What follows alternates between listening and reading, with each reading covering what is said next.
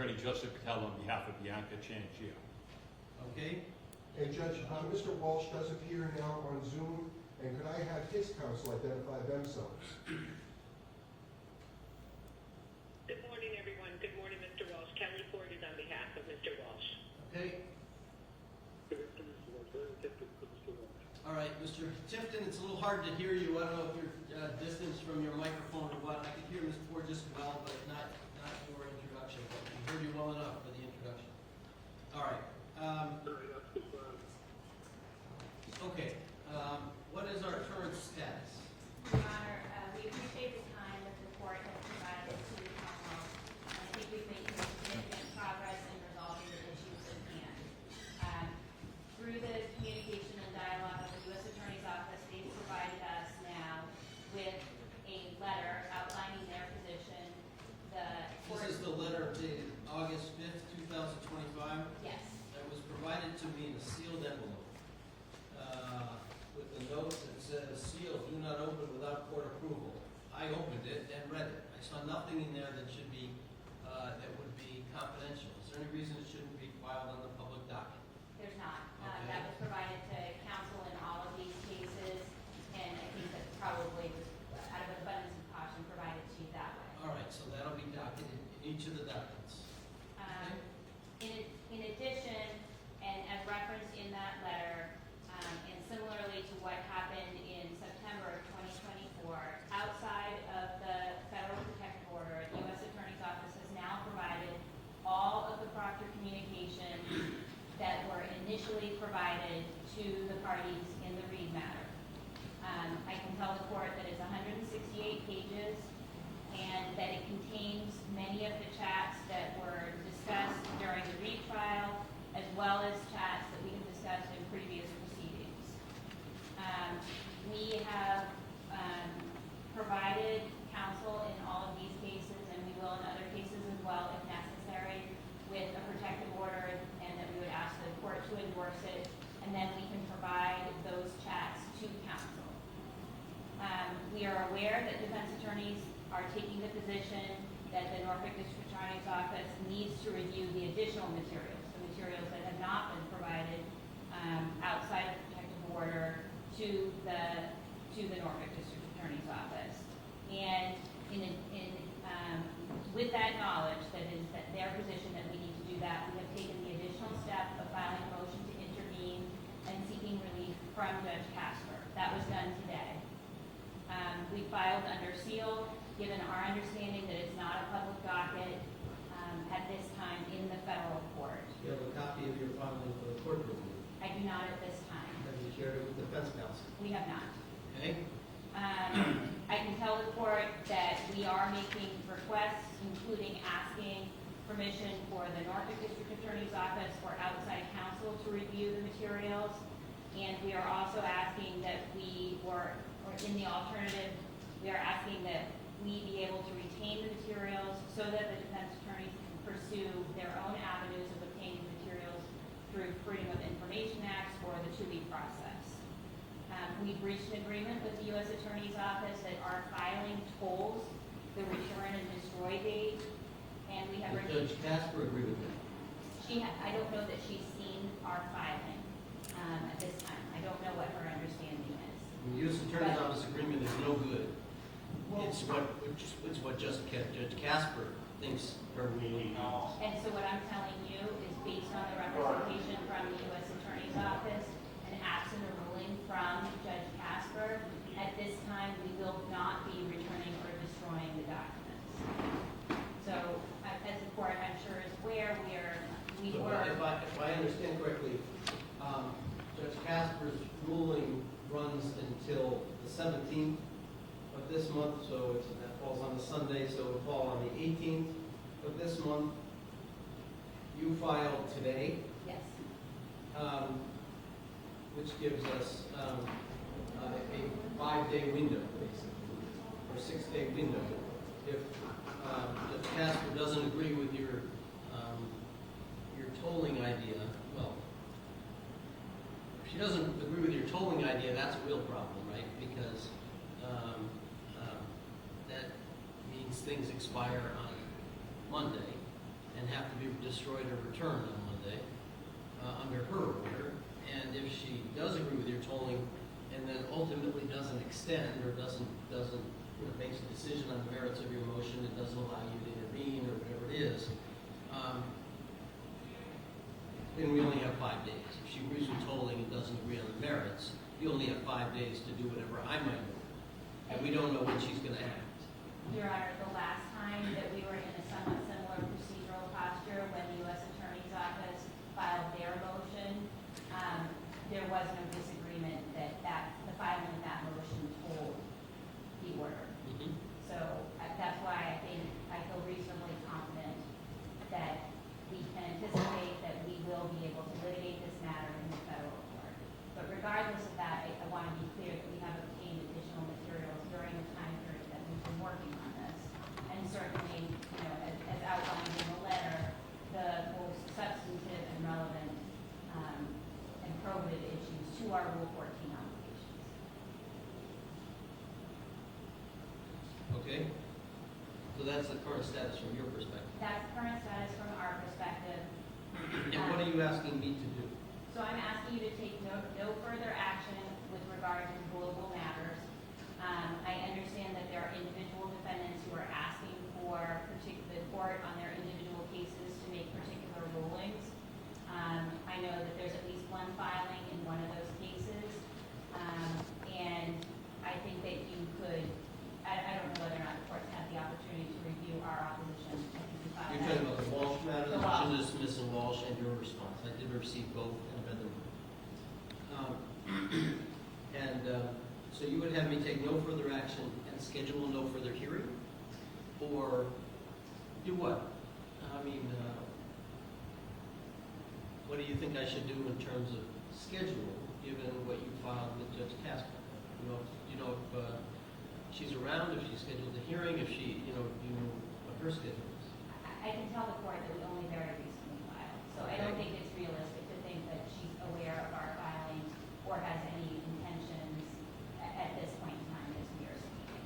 All right. So- I mean, I'm a little hamstrung here because I was encouraging you to do this weeks ago and encouraging the defense counsel to also seek to intervene in the proceeding, a while ago, and it only happened now, and we have a very short amount of time. I understand that, but I do think that we've achieved an awful lot during that time period. And so it wasn't wasted time.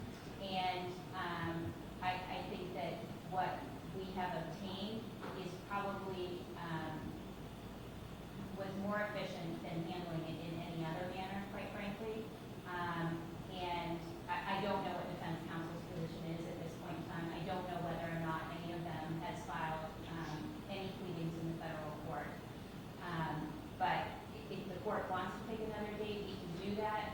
But I don't think that it's necessary to continue on the week-by-week kind of path that we have been on. If I don't continue week by week, as soon as Judge Casper rules, we have a 4-day or 5-day window. I suppose I could enter an order today, which is contingent on what Judge Casper might do. There are a lot of things I could do, but it would be very if this, then that, which is problematic for me in fashioning a suitable remedy. I understand that. I do think that, and this court is aware that there are, that the federal law is significant in this regard. But so is the state law, and regardless of what the federal law says or doesn't say, you've had custody and possession of these records for more than a year. And this is, we've talked about this already, it's at the very end of the time that this is all coming to a head. And leaving aside the question about whether you control the records, which is the operative language in a lot of filings, you clearly have possession and custody, and that's what the feds are worried about. Rule 14 says what it says, and our constitutional interpretive case law says what it says in terms of the obligation on prosecutors to review and disclose that type of information. So the court has significant remedies available to it, and that don't involve ordering you to do something in violation of the federal law, okay? But there would be consequences on you and your prosecution of these cases if you did not comply with your state constitutional requirements or your Rule 14 requirements with respect to the material that's in your possession and custody. But that's why we're acting in the manner in which we're acting, Your Honor. And I want to be clear, as the court now is aware, the order itself prohibited this discussion prior to only recently. I don't know that. You've given me a December 2024 order. I don't know what was in place in February. I don't know what I think there was a date between February and December where there was another order. I haven't seen those orders. So I don't know why you can't give me a copy of what you filed with Judge Casper, or give it to defense counsel, to be honest. The fact that it's a sealed proceeding, it doesn't mean that you have to file everything. You have to keep everything that you file in that proceeding under seal. I'm relying on the advice of our counsel, and we have repeatedly asked for those previous orders. We have been told that those previous orders substantively are identical to the most recent order. That the reason there were multiple dates was that they provided for different people to sign the acknowledgement. That's all the information that I have. Have defense counsel sought to subpoena the information from defense counsel in the Reed case? Because all of it was turned over to them. I did speak to one of the attorneys in the Reed case, Your Honor, asking for that information. It was that attorney's position that the document was under seal and that they couldn't give it up voluntarily. And they didn't know what they would do in response to a subpoena. But that's the information that I got from them, Judge. Okay. They don't think that they think that they're bound by the order that they signed. Okay. So I tried. All right. Well, you didn't subpoena them. It's not I have not framed. It's subpoenaed not, the issue is not joined. We don't have a date. If we have a new hearing date, I'm happy to subpoena it. But I don't have a subpoena for this court date because I thought that might be an abuse of the subpoena power because we weren't going to actually. No, I agree with you. Hear But evidence. we were not going to have evidence today. All right. Well, let me hear from defense counsel as to what one or more think I should do. So, Judge, on behalf of Mr. King and Mr. Johnson, I'm asking that you take action on our underlining motions that we filed for relief regarding the federal materials in the possession of the Commonwealth.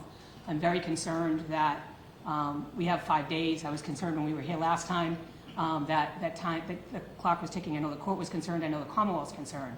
But the bottom line is that if this doesn't go the way the Commonwealth anticipates it will, then these documents are gone forever, and we'll have to file additional motions as to what the court can or should do under those circumstances. So we're asking the court to act on our motions in order the Commonwealth to review the evidence that they have in its custody. In the alternative, we're asking that if the Commonwealth declines to do that, or the court declines to enter such an order, I'd be asking the court to dismiss the cases against my client because he cannot get a fair trial without the opportunity to review and analyze the information that's been in the possession of the Commonwealth since February of 2024. Okay.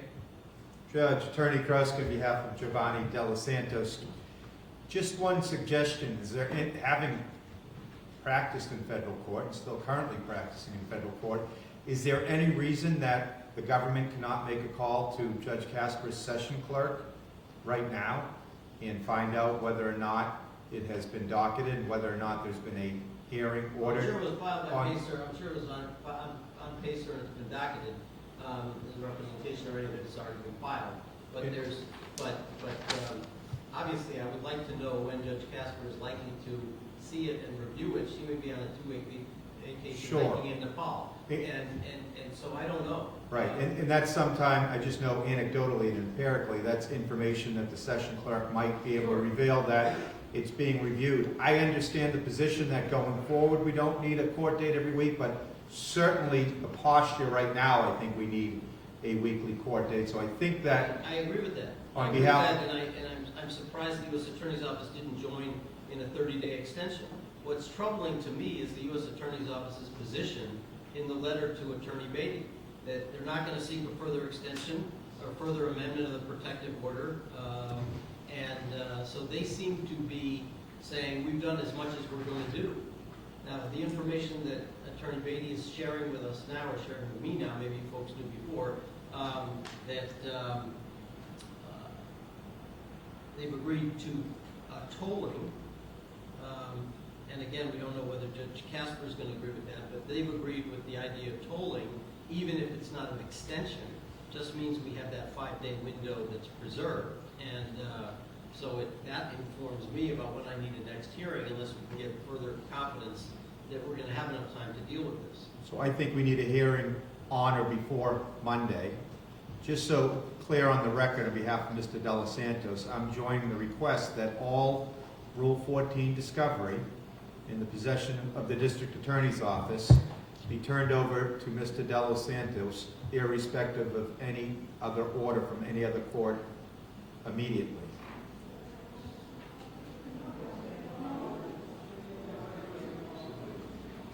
All right.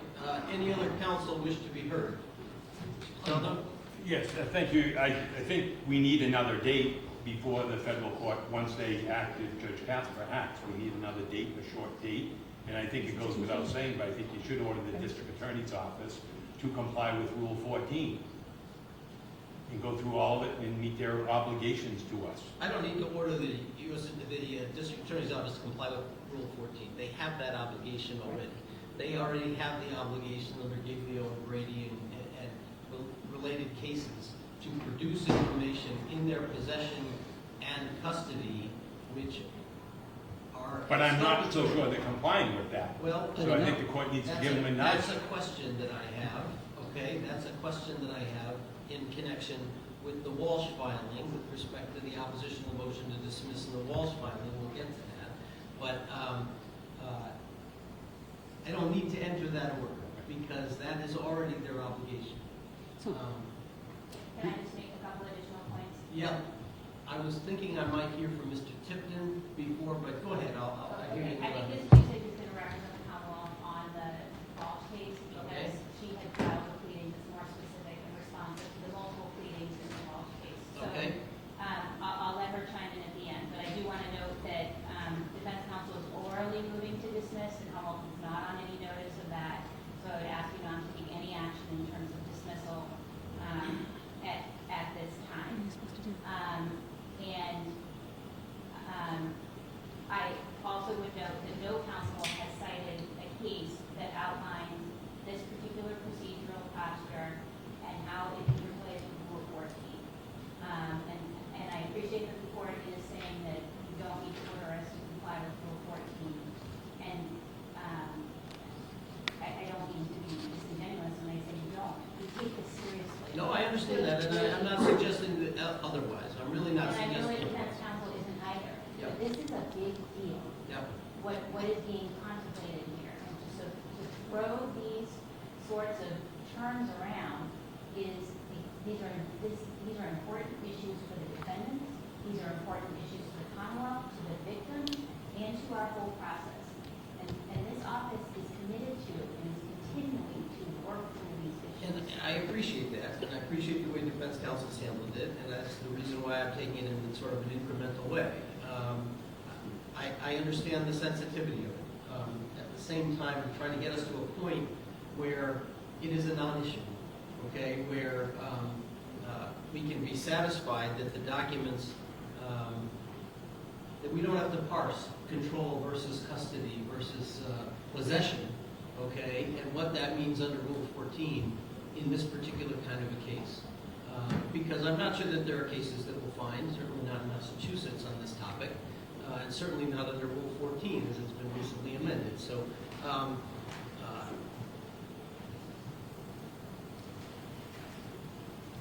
I think we need to know what next steps Judge Casper takes, and we need to respond accordingly. And give Judge Casper the opportunity to address these issues, understanding their sensitivity.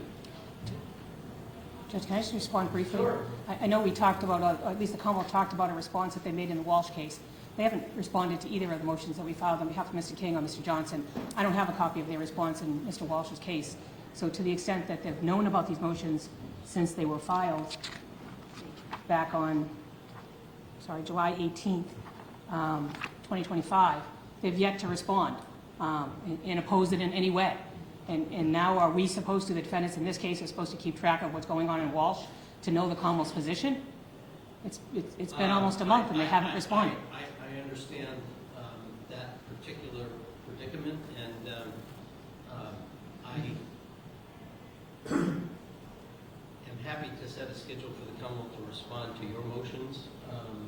I don't think I'm prepared to address the Walsh motions just yet, but I want to hear from counsel on them. The issue that I raised, that I had a question on, I'll see counsel on the Walsh matter if they wish to address the court separately.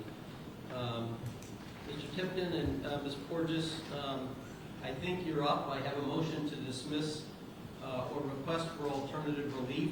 I'm inclined to go gently on this issue and see what Judge Casper does in terms of either giving us additional time to consider this. Let me just ask again, Ms. Beatty, to state exactly the relief that was sought from Judge Casper. One, besides leave to intervene, what else did you ask for? We asked for permit modification or a court order that would permit the Norfolk District Attorney's Office or outside counsel to review the materials. We also asked that we be permitted to retain the materials for a period such as 6 months so that defense attorneys could pursue their own avenues of obtaining materials. And just 1 minute.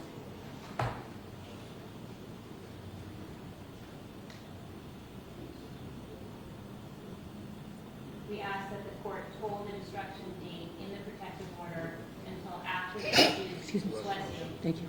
until after the issues raised in the motion are fully resolved. And as I said, we asked for oral argument.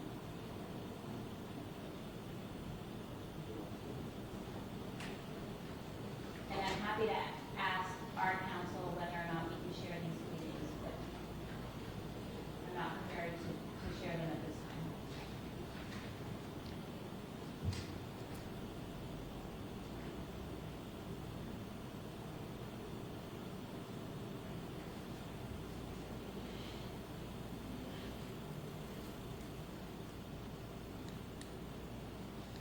Before we start, Judge, I'd like to be heard briefly.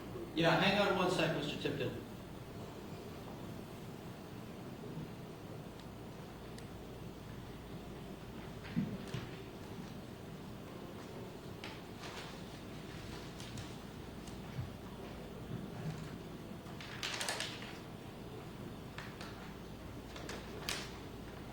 So the second to last paragraph of the first Assistant U.S. Attorney's letter, dated August 5, says, in the United States' view, it would be inappropriate for the Norfolk County District Attorney's Office or Defense Counsel in the other matters to seek to intervene in the U.S. District Court matter and to move to amend the protective order. Yes. That sounds like, other than the agreement with respect to tolling, until Judge Casper can decide what she needs to decide, you're going to be faced with an opposition by the U.S. Attorney's Office to your motion to intervene. I agree with that assessment, Your Honor. And we took the steps that we took, notwithstanding the position of the U.S. Attorney's Office, and we reached a tolling agreement after this letter. So my point that I'm trying to make is, notwithstanding their substantive point, I do not think that they are trying to put this court or this district attorney's office in the position of violating either a state court order or a federal court order.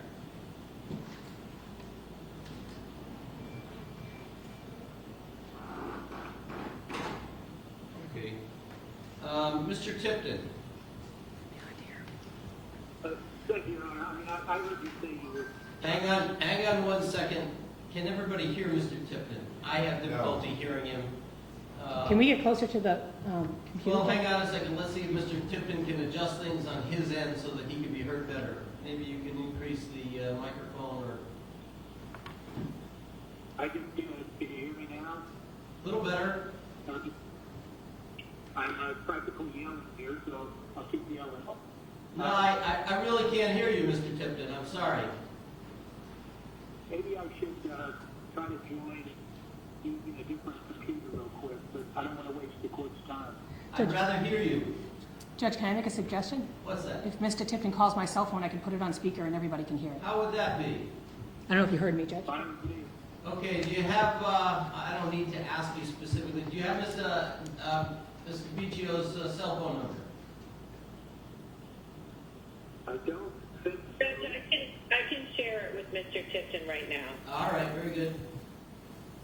And I'll call it. Or I can just call you right now, Mr. Tipton. This is Jim McDermott. Go ahead, Jim, try that.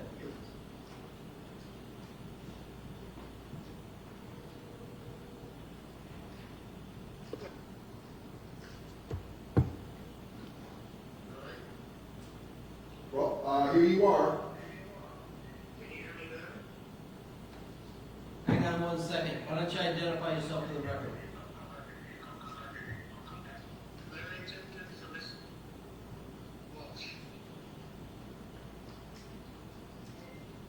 You able to hear that? Yes, Your Honor. All right, Mr. Tipton, we'll hear you. Just briefly, Judge. I think whether it's the government opposes it, but Liebman seems to make it clear it's the Commonwealth's obligation to get materials from the federal government. No question when you read those two cases. That is exactly what the SJC said way back in the 1980s. Second,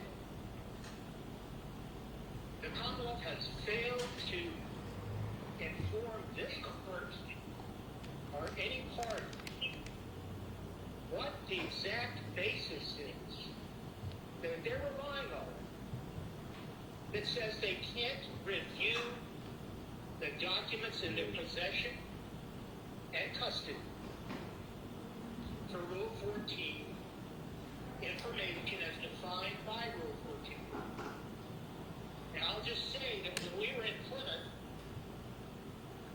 they produced a December 2024 protective order. There was one paragraph, they let us read it, we couldn't copy it, we had to hand it back. We did.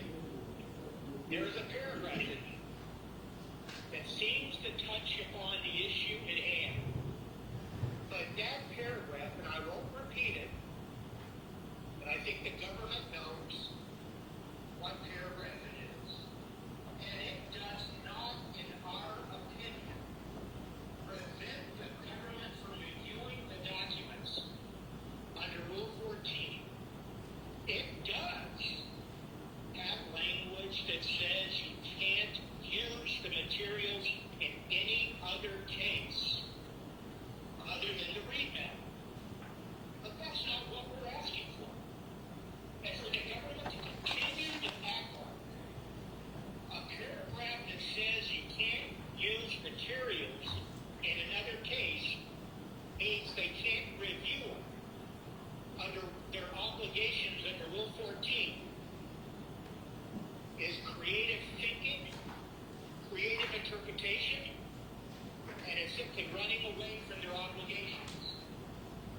And finally, the only other thing I have to say is what we said repeatedly, and it was based on what the government told us beginning on July 17th, when this issue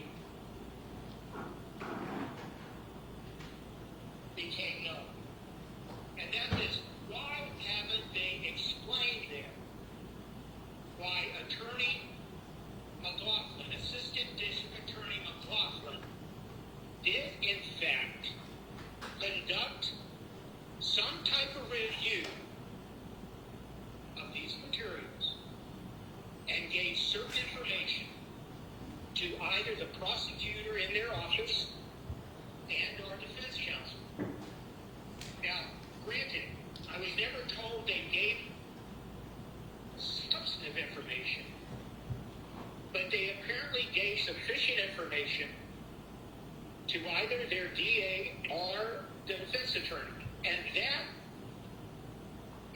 addressed once again in the government's opposition today.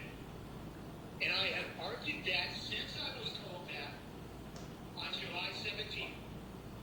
And I'll just add that when we were before Judge Ferner, and she read that, and I understand that she cannot rule on this issue because of a potential conflict, but she confronted the Commonwealth about that very issue. And the government refused to answer. And so I asked this court, why can't the government simply explain that? Why they did it in what case? Why they provided information to either their DA or defense attorney in an unrelated case? And why are they simply refusing to do so now, based on language they have not produced, that in my opinion would not justify anything, but they've still not produced the specific language? So I understand the court's not going to rule on our motion to dismiss today. But the last thing I'd say is, I hope that this court will schedule some type of status hearing no later than this Thursday or Friday. And if nothing else, order the government to stay in touch with the federal authorities and have an immediate update about the status of their motion to intervene. And that's all I have right now. All right, thank you. Mr. Tipton, are you connected? You can hear us through the regular Zoom, is that right? I see you nodding your head. Okay, very good. If you want to make another point, jump in and we'll call you again. But I don't want to cut you off. I appreciate the positions. It does seem to me we need another hearing, informed to some extent by what Judge Casper does. Is there other counsel that wish to address the court? I do have one question for defense counsel in the Walshe case. Who's speaking on behalf of the Commonwealth in the Walshe case? Your Honor, Tracy Houston for the Commonwealth on the Walshe case. All right, so I have your response to the motion. Your Honor, for the housekeeping, if I could, that was a response to other motions. We received Mr. Tipton's motion Yeah. to dismiss. No, I'm sorry, I misspoke. This is a response to the motion for relief regarding federal materials. It's not a response to the motion to dismiss. But in your response to the motion for relief, you say the Norfolk District Attorney's Office is aware of its obligation under Rule 14. It's one of the last lines in your opposition, but you do not say whether you have or haven't complied with it. So I really don't know how you're interpreting Rule 14. How are you interpreting Rule 14?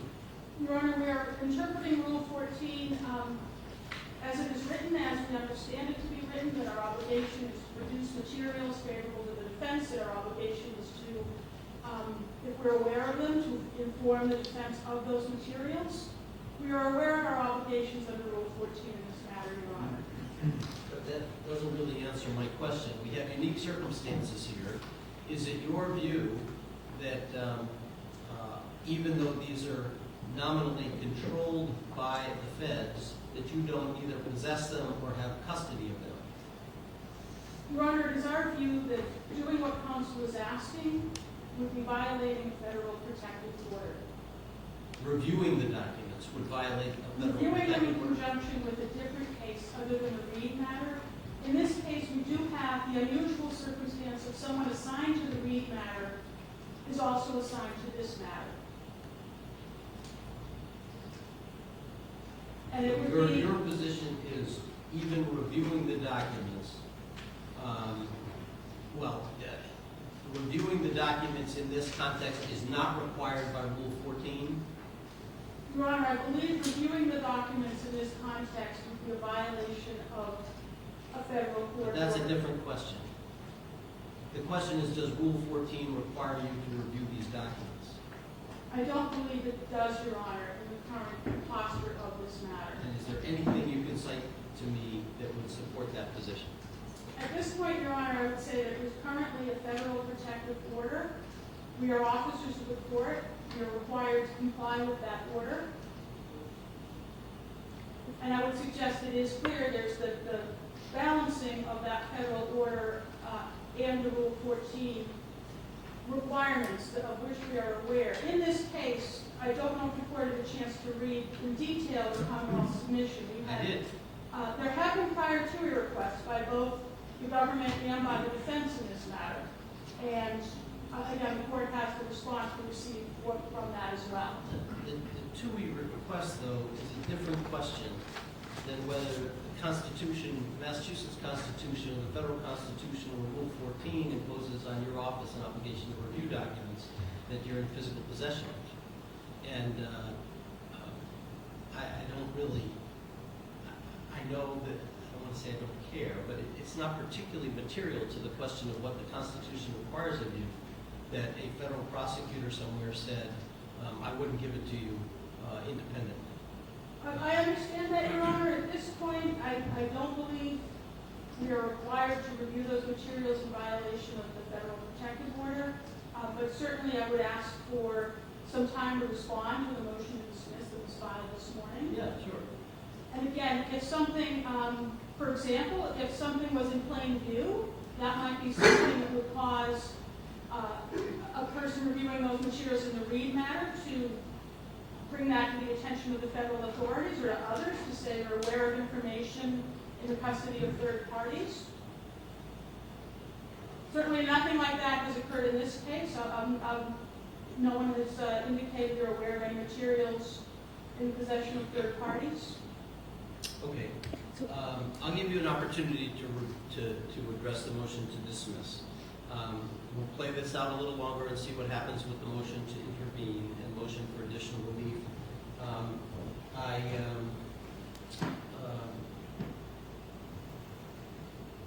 may issue an order in response to this argument explaining why I'm doing what I'm doing. And I'll schedule a hearing for, I think, early next week.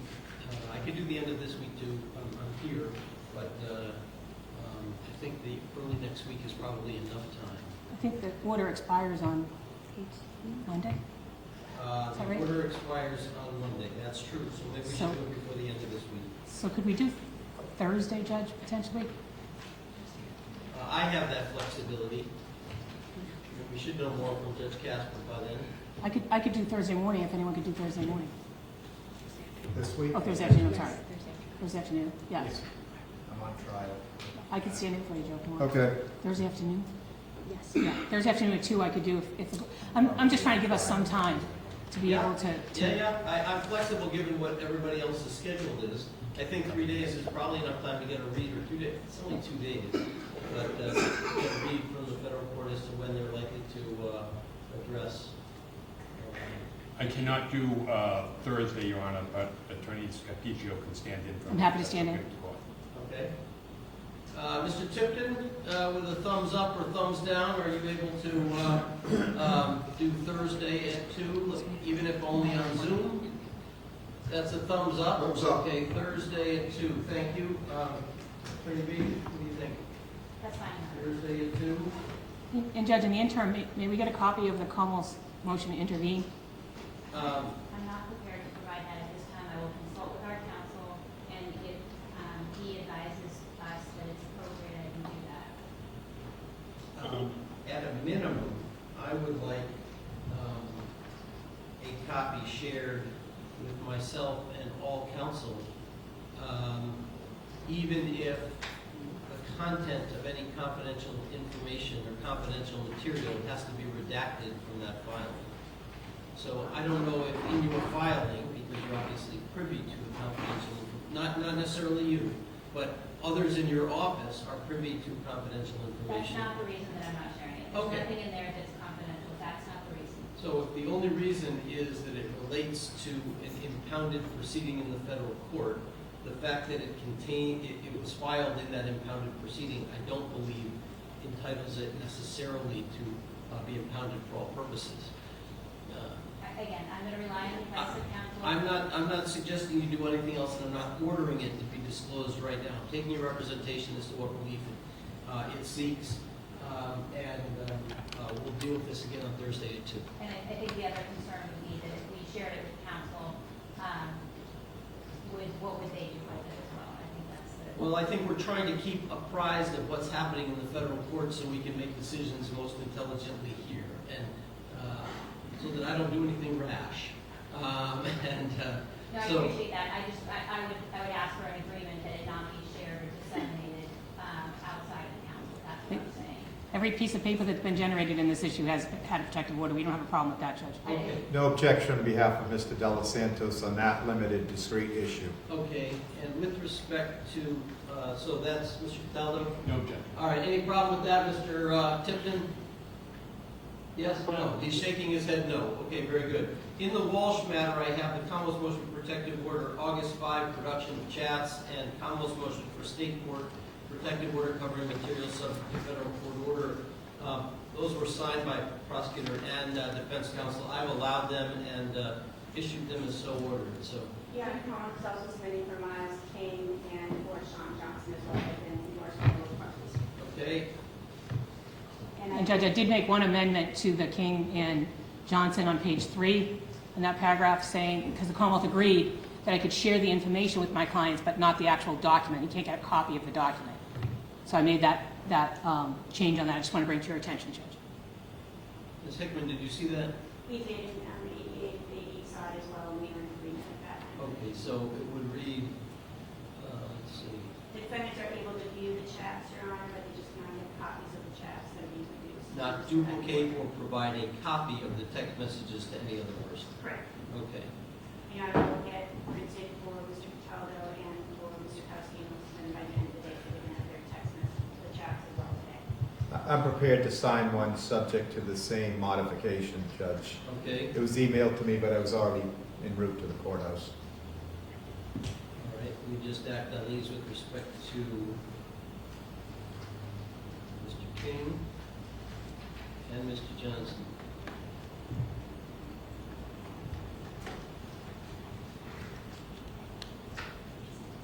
And I just had one issue I wanted to address before we conclude. Sure. I'm not going to be here Thursday on behalf of Mr. De Los Santos, but just so I'm clear of the landscape, I know we're keeping it a short date so we get a better appreciation of what's going on in federal court, but if I understand this court correctly, are you also contemplating an order that would order the Commonwealth to begin reviewing those materials for potential Rule 14 information? Right now, I'm contemplating an order that explains why I put this off 2 days. I may have time to do that today, and I may not, maybe not until tomorrow, but I am,